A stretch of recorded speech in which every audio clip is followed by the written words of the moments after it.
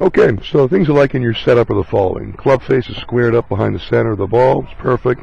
Club and ball are pretty much middle of your stance. For a middle iron, that's ideal. Stance width about shoulder wide, and feet and hips are lined up perpendicular to the leading edge of the club face.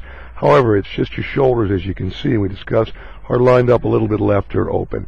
How to rectify that is maybe the last thing you do in your setup is you got to soften that right arm of yours simply by maybe lightening the grip pressure in your bottom hand.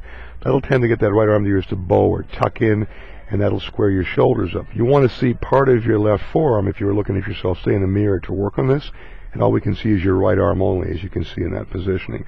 So the big thing would be squaring your shoulders, because everything else, posture, even your balance, is pretty solid. Going to watch your takeaway, going back now. And you can see how the club's got to slide a little bit outside the ball line. There's a little bit of a loop, a hitch. So then you soften the elbow by sliding the club away with your arms and hands.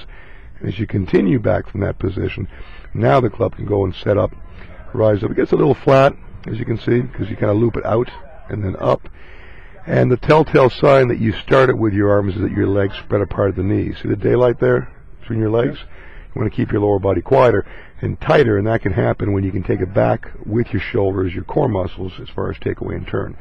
Top of your swing. From there, you bring the club a little bit over the top, obviously, with your arms and hands, coming down on a little more of an outside path. Re-extend the club head, and just this one you squared up nicely, so you're able to get the club back on the ball squarely and release on through. But it's just tough to be able to do that on a regular basis without it breaking down, as you know. So square up and try to get that club head to feel like it moves a little more directly back from the ball with your shoulders and not sliding outside the target line in the first foot or so of your takeaway. So straight back with your shoulders, then you can bring it back more naturally from the inside. Should chain react.